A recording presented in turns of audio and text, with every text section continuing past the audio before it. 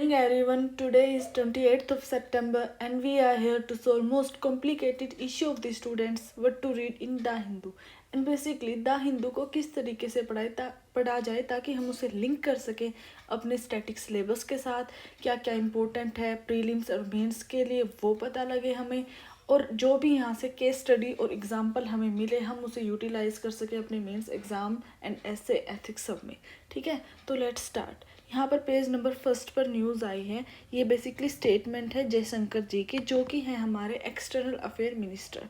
उन्होंने बोला है कि ये इंडिया नहीं है जो दूसरों मतलब बेसिकली कनाडा के बारे में स्टेटमेंट दी है। आपको पता है पिछले कुछ दिनों से कनाडा और इंडिया के बीच में कॉन्फ्लिक्ट चल रहा है खालिस्तान को लेकर। ठीक है, तो वहाँ पर जो कनाडा में एक कैनेडियन सिटीज़न की डेथ हुई थी जो कि एक खालिस्तानी सपोर्टर था, तो उसका ब्लेम कनाडा ने इंडिया पर डाल दिया था।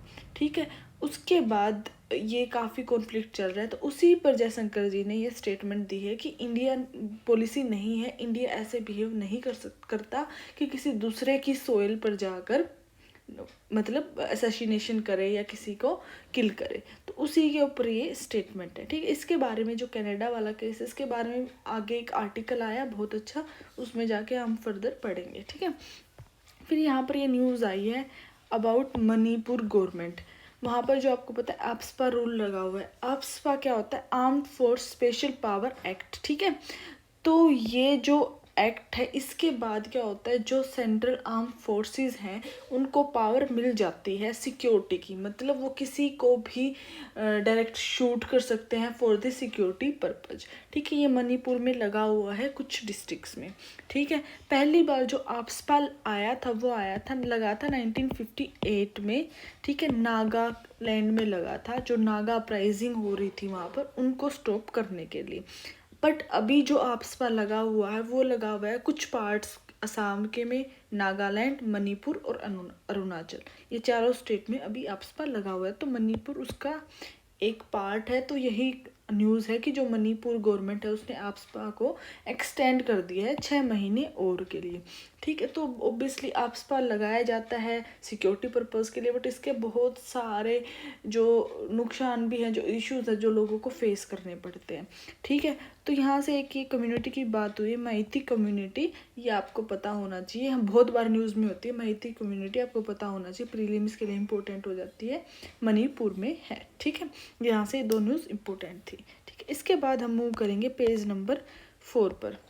यहाँ पर ये न्यूज़ है अबाउट टाइगर रिजर्व्स। आपको पता है टाइगर रिजर्व हमारे लिए हमेशा ही इम्पोर्टेंट रहता है, इवन टाइगर स्पीसीज़ भी हमारे लिए बहुत इंपॉर्टेंट है। ठीक है, तो जो बिहार है वहाँ पे ऑलरेडी एक टाइगर रिजर्व है जो है कि वाल्मीकि टाइगर रिजर्व। ठीक है, तो प्रीलिम्स के लिए आपको पता होना चाहिए पहली बात कि वाल्मीकि टाइगर रिजर्व कहाँ है, बिहार में है।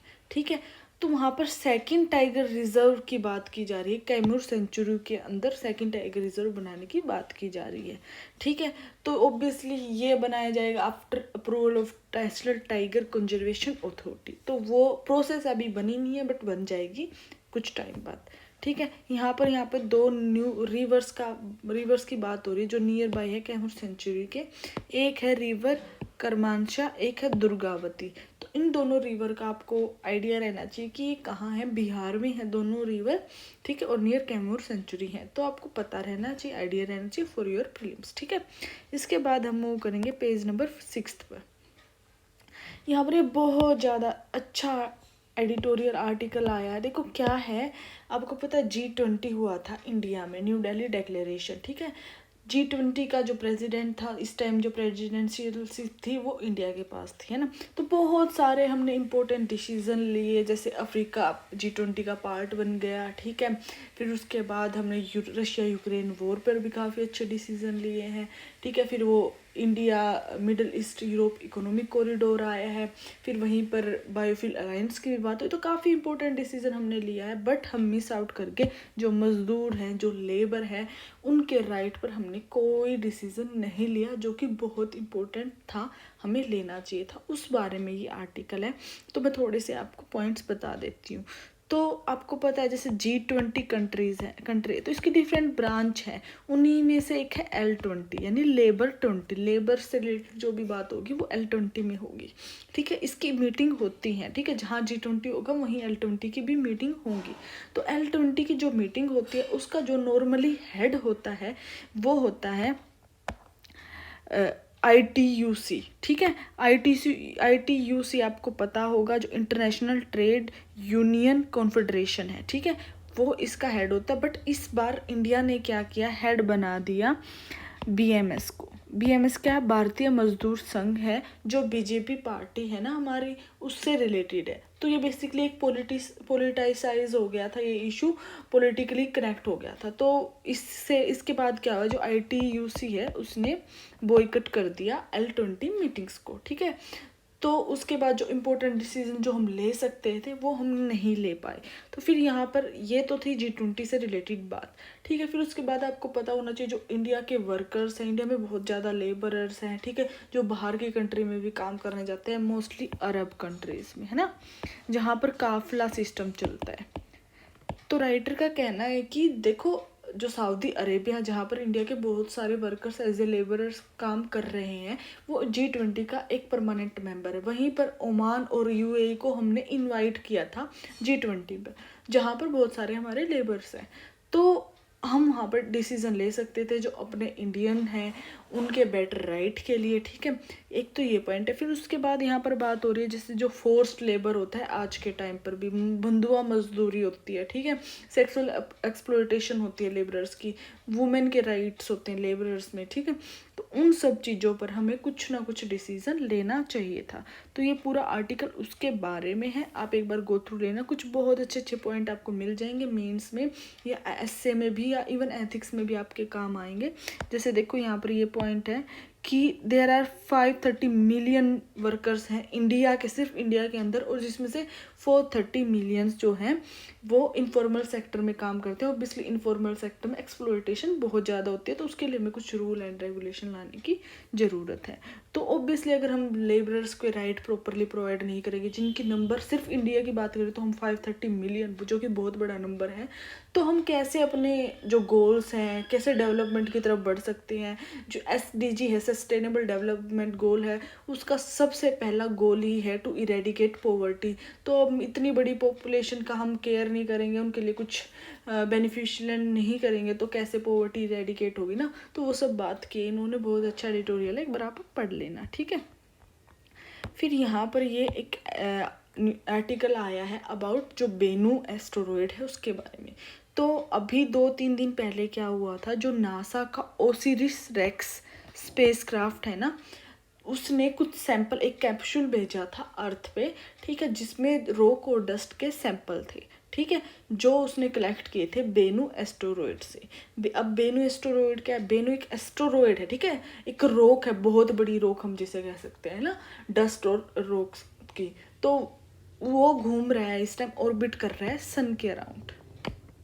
ठीक है, और अर्थ भी सन के अराउंड घूम रही है।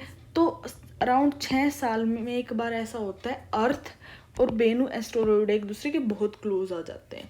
तो ये सब जो साइंटिस्ट ने स्टडी किया, तो इनका कहना है कि अराउंड 2290 यानी 2290 या 2178, जो भी आप कह लो, ठीक है, इनके बीच में कुछ ऐसा टाइम होगा जब जो बेनू एस्टेरॉयड है वो धरती से टकरा सकता है। और ऑब्वियसली इतनी बड़ी रॉक अगर धरती से कोलाइड करेगी तो बहुत सारे इफेक्ट हो सकते हैं हमारे ऊपर। ठीक है, एक बहुत बड़ा डिस्ट्रक्शन हो सकता है, कोलिजन, अर्थक्वेक्स, वोल्केनोज, बहुत कुछ हो सकता है। तो अगर हम इसे बेनू एस्टेरॉयड को प्रॉपरली हम स्टडी करेंगे, इसके एलिमेंट, सब चीज़ों के बारे में, तो शायद ये कोलिजन हम फ्यूचर में अवॉइड कर सकें। तो ये वाली बात यहाँ पर हो रही है, इसीलिए जो ओसिरिस रेक्स स्पेसक्राफ्ट है उसने सैंपल भेजे, उसकी स्टडी हो रही है। तो इसके बारे में आपको याद रखना है, ओसिरिस रेक्स स्पेसक्राफ्ट के बारे में भी, जो कि है नासा का, प्रीलिम्स के लिए इंपॉर्टेंट है। और बेनू का भी आपको याद रखना है, क्या है ये एस्टेरॉयड है जो ऑर्बिट कर रहा है सन को। ठीक है, इसके बाद हम मूव करेंगे पेज नंबर 7 पर। ठीक है, यहाँ पर ये आर्टिकल आया वुमेन रिजर्वेशन के बारे में। आपको पता है वुमेन रिजर्वेशन काफ़ी दिन से न्यूज़ में चल रहा है, जब से बिल पास हुआ है वुमेन रिजर्वेशन का, जिसमें हमें 33% रिजर्वेशन प्रोवाइड करनी है वुमेन को। ठीक है, जो पास हुआ है हमारा 128th अमेंडमेंट एक्ट के द्वारा। तो इन्होंने बात की है, जो एडिटर हैं, इनका कहना है कि ठीक है वुमेन रिजर्वेशन तो ठीक है, हम आर्टिफिशियली प्रोवाइड कर रहे हैं, ठीक है, हम फोर्सफुली प्रोवाइड कर रहे हैं, बट क्या अभी भी जेंडर इक्वलिटी है हमारी कंट्री में? ठीक है, क्या वो जो इंटरनल चेंजेस हैं वो आ रहे हैं? तो इनका कहना है कि जो इवन पाकिस्तान है ना, उसमें भी ज़्यादा पार्टिसिपेशन है वुमेन्स का लोकसभा में, पार्लियामेंट में। ठीक है, तो ऐसे से इन्होंने बात की है। ठीक है, फिर वहीं इनका कहना कि हम सिर्फ वुमेन को रिजर्वेशन देकर वुमेन के लिए इक्वलिटी नहीं ला सकते, वुमेन को एम्पावर नहीं कर सकते, हमें बेसिक लेवल पर वुमेन को इक्वलिटी प्रोवाइड करनी होगी, जैसे जो हाउस होल्ड चोर्स हैं, ठीक है, जो अनडोमेस्टिक वर्क हैं, ठीक है, डोमेस्टिक वर्क है, तो जैसे वहाँ पर देखो एक रिपोर्ट आई है यहाँ पर, ठीक है, उनका कहना है कि जो वुमेन है वो कंपेरेटिवली बहुत ज़्यादा काम करती हैं। देखो ये है ministry of statics and programme implementation की रिपोर्ट है, सर्वे है, उनका कहना है जो एक मैन है वो 97 मिनट स्पेंड करता है अनपेड जो डोमेस्टिक वर्क होता है, और वही वुमेन 299 मिनट्स स्पेंड करती है, मोर देन 3 टाइम्स। तो ये बातें हैं, तो ये आप ना कहीं भी वुमेन की इक्वलिटी या वुमेन मैन का कंपैरिजन या घर की जो हाउस होल्ड डोमेस्टिक वर्क, इस बारे में कोई भी बात होगी तो आप ये मेंस में पॉइंट नोट डाउन कर लेना, आप मेंशन कर सकते हो। तो ये वही जेंडर इक्वलिटी पर इनका ये आर्टिकल, आप एक बार गो थ्रू कर लेना। ठीक है, फिर इसके बाद हम मूव करेंगे पेज नंबर 8 पर। यहाँ पर ये बात हुई है इंडिया कनाडा टाइज के बारे में। देखो अभी तक देखो इतने बार, बहुत बार खालिस्तान इशू उठा है, खालिस्तान का जो टेररिज्म का इशू उठा है। इवन जो 1985 में कनिष्का नाम की फ़्लाइट है जो वो एक्सप्लोड हो गई थी, क्योंकि उसमें एक बॉम्ब रख दिया गया था जिसमें बहुत सारे इंडियंस की डेथ हो गई थी, है ना। तो उसका जो रिस्पॉन्सिबिलिटी है वो खालिस्तानीज के ऊपर गई थी। तो इसके बाद जो कैनेडियन प्राइम मिनिस्टर हैं उन्होंने अपोलोजाइज़ किया था, ठीक है, उसके लिए काफ़ी वो उन्होंने कुछ बोला भी था कि भाई हाँ गलती है, ये है वो है। बट अभी क्या हुआ, ठीक है, चलो खालिस्तानी इशू था, खालिस्तानी हमेशा सपोर्ट किए गए हैं कनाडा से, बट अब क्या हुआ, जो वहाँ के प्राइम मिनिस्टर हैं, जो कनाडा के लीडर हैं, उन्होंने खुद इंडिया को ब्लेम कर दिया है, खुद इंडिया के बारे में अगेंस्ट में स्टेटमेंट दे दिए। तो उसके वजह से काफ़ी टाइज जो कनाडा और इंडिया के बीच में ख़राब हो गई है। देखो 2010 तक कोई भी प्राइम मिनिस्टर ने पर्सनली कनाडा को विजिट नहीं किया था, क्योंकि वही खालिस्तान का इशू चलता था कि कनाडा खालिस्तान को सपोर्ट करता है, तो इंडिया वहाँ नहीं विजिट करते थे, इतनी अच्छी हमारी रिलेशन नहीं थी। बट फिर 2010 में जो प्राइम मिनिस्टर थे उस टाइम के, मनमोहन सिंह, उन्होंने वहाँ पे G20 की मीटिंग थी टोरंटो में, तो वो वहाँ पर गए थे। तब उनकी वहाँ के जो प्राइम मिनिस्टर थे उस टाइम, ठीक है, स्टेफन हार्पनर से उनकी जो डिस्कशन हुआ था, उसके बाद से ये क्या खालिस्तान के टेररिज्म पे भी बात हुई थी और हमारी टाइज भी इम्प्रूव हुई थी। फिर उसके बाद नरेंद्र मोदी जी गए, ठीक है, कैनेडियन प्राइम मिनिस्टर के पास, तो उसके बाद हमारा बायलैटरल ट्रेड भी काफ़ी इम्प्रूव हुआ। बट अब जो ये स्टेटमेंट आई है वहाँ के प्राइम मिनिस्टर के द्वारा, उसके बाद टाइज काफ़ी ख़राब हो गए, इशू काफ़ी बिगड़ गए हैं। तो देखते हैं क्या होता है। तो इसी बारे में पूरा आर्टिकल, थोड़ी सी हिस्ट्री और थोड़ा सा प्रेज है, ठीक है। देखो जो न्यूज़ अभी देखो कनाडा वाली ये न्यूज़ रोज़ आ रही है, रोज़ आ रही है, रोज़ आ रही है। आपके लिए हर रोज़ डिटेल में पढ़ना जरूरी नहीं, क्योंकि वही पॉइंट आएंगे, कुछ इंपॉर्टेंट आएंगे, कुछ अनइम्पोर्टेंट आएंगे ना।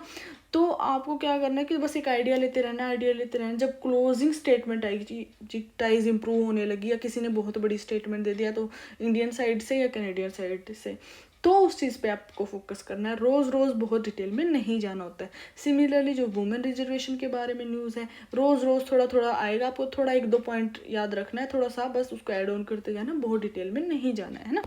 फिर यहीं पर ये एक न्यूज़ है, नीलगिरी डिस्ट्रिक्ट में काफ़ी सारे 6 से 7 टाइगर्स, मोर देन मतलब नियर बाई 10 टाइगर्स की जो डेथ है वो रिपोर्ट की गई है। तो उसी के बारे में बात है कि क्यों मर रहे हैं। उनमें से एक था, बहुत छोटा टाइगर था, कब था बेसिकली, उसकी डेथ बोली गई है कि ड्यू टू न्यूट्रिशन या फिर ड्यू टू जो हंगर हुई है, ठीक है। वहीं 2-3 की डेथ एनिमल अटैक से हुई है, एक को पॉइजन कर दिया गया। तो ये सारे रीज़न है, ठीक है। थोड़ा सा एक आइडिया रखना, जब भी आंसर आएगा, क्वेश्चन आएगा टाइगर के बारे में, या टाइगर का जो नंबर है कैसे इम्पैक्ट होता है टाइगर की डेथ्स, तो वहाँ पर ये रीज़न सारे मेंशन कर सकते हो आप। हंगर वाला, फिर एनिमल्स के साथ उनकी फाइटिंग हो जाती है, इंजरीज के वजह से डेथ हो जाती है, फिर वहीं पे जो वहाँ पे नियर बाई जो लोकल पॉपुलेशन है, लोकल जो लोग हैं वो पॉइजन कर देते हैं खुद को बचाने के लिए टाइगर पॉपुलेशन से। तो ये सब चीज़ें, ठीक है।